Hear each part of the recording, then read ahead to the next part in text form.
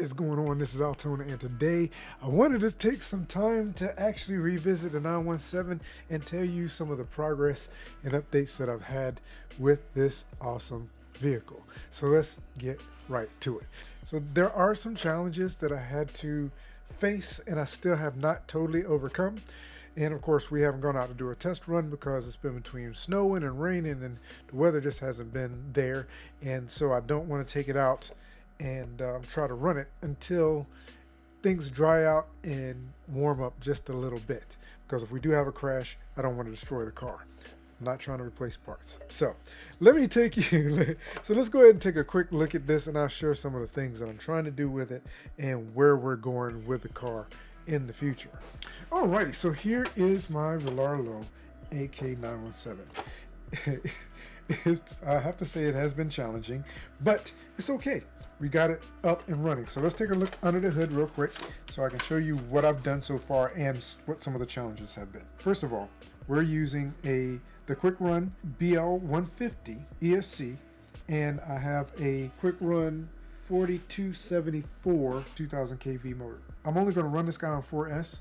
I didn't want to go with the 120 because it caps at 4S, and I wanted to make sure I had plenty of room. Now, if I ever decide I want to throw 6S in this, I can. But the Hobby Wing motor, Quick Run motor that I have here is just a tad, a hair too large. So I actually have some spacers underneath the motor mount. This is not an aftermarket, but this is the upgraded motor mount that you can adjust the mesh from the top. The motor mount cover would not fit back on, so it's not covered. I may 3D print something to go here just to keep rocks and whatnot out to protect the gears. It is canted just a little bit because, like I said, it's squeezed in there. I've thought about taking a Dremel tool and taking the motor back out and going up underneath that and wearing out this bottom plate just a little bit, or making an opening in the bottom plate to give some room to the motor. But that's basically one of the main challenges that we have. You notice that I have the receiver here. Some people will put the ESC at the top and put the receiver at the bottom. And the reason why it is sitting the way it is because the ESC is so large. The ESC, if it's sitting up here, I don't think it's going to clear the body, but guess what? It's also still not clearing the body. This to me was the perfect place for me to put the receiver because I could run the antennas out and back and don't have to put holes in the body to run the antennas out. Even though I don't want to put holes in the body for the antennas, guess what I'm going to have to do? Because this guy fits so tight, if I put the front in, and I'll show you that really quickly. If I put the front body post in, you notice it's off to one side. And that's because the ESC is taking up space over here. It's hitting the side of this. So what I'm going to end up doing, I thought about it. I didn't really want to do this, but I just chose, you know what, I'm just going to do it. And what I'm going to do is I'm going to go ahead and trim this section up. I'm going to mark it so that the ESC fits perfectly, trim it out. So when I put the body on, the ESC will protrude through just a little bit. This fan is going to be sucking air into the body and pushing air through the body, and it's most likely going to be exiting around the ESC, which to me is not a problem. The ESC will get some air from here as well as it'll get some airflow around it, which is perfectly fine. Now, I could, and you might say, why don't you move the ESC here instead of where it is? I could do that, but I just prefer to leave it where it is. The cables run into the motor were pretty long, so I had to twist them and wrap them here to make them fit here so they wouldn't be in the way. And I'm fine with it. I'm fine with the way it is. Right now I have a 4S battery in here. My radio's turned on. Let's go ahead and turn this guy on real quick, and I've disconnected the fan. My lights are working. That's what this little box right here is doing. I picked that up on Amazon. It's just to connect the lights, and evidently there's some control in there because I can actually turn the lights on, turn them off, and cause them to flash using this. So as I'm doing my speed run, I will have lights. The exhaust lights as well as the brake lights and the headlights are all connected. For some reason, this is the roller. I don't know why, but it did not seem to have the electronics to control the lights, and that puzzled me. I would assume that if you're going to get a roller with lights installed, they would at least include the electronics for the lights as well.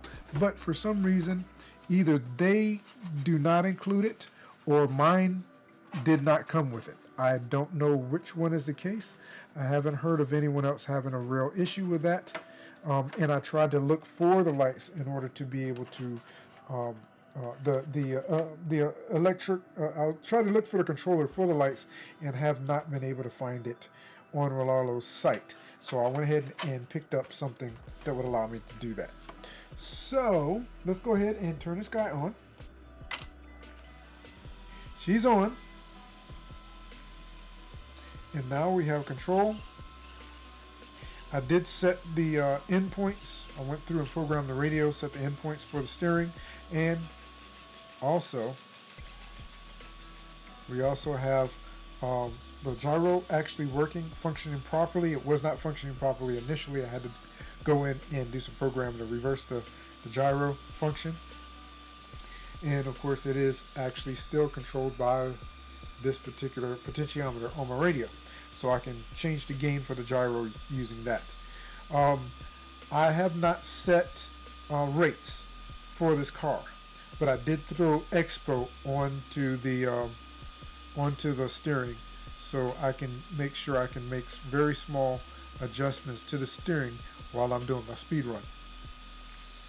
She's very quiet, runs beautifully, and then the lights are currently not on, but I have them set up on this switch here, and so if I turn that, hit that light that switch up, the lights come on.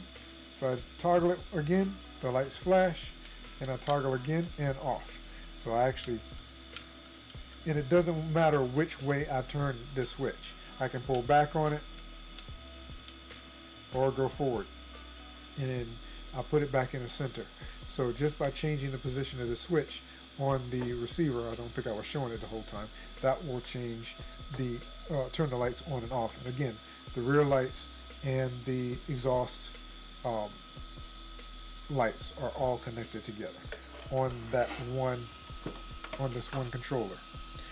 And so that's where I'm at right now. I just need to, like I said, the only thing I need to do, because this car is basically ready to go out for its first run, with the exception of making sure I open up the front, open up the side here for the ESC, so the ESC can have some space. I even tried to see if there's something I could do with the wiring to make space. It doesn't work out. So I'm just going to have to go ahead and carve an opening in the side of the body for the ESC so that it can fit properly onto the body. And I'll use my Dremel tool to do that. Outside of that, this car is basically ready to go. And again, just waiting for weather. So there you have it. There's the update on this vehicle. We're going to do our best, or I'm going to do my best, to keep working on that, making the few small modifications that I need to so the body fits properly. It is what it is. It's my vehicle. I'm going to do what I want to with it to make things work the way I want them to. And then we're going to take it out and take a run and see how it does on the stock tires. So thanks so much for stopping by and checking this out with me.